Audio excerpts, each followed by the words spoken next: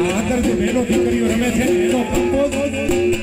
એની રચનાની વાગડની બહેનો દીકરીઓ સાથે રમે પહેલાનો ઢોલ વાગતો હોય જન્માષ્ટમીનો અને મોજ કરાવે ઈ અંદરથી નીકળેલા ઉદ્ગારો ઈ ગીતો કેવું ગીત કોઈનો ભાગની રમાય આ વાગડની રમે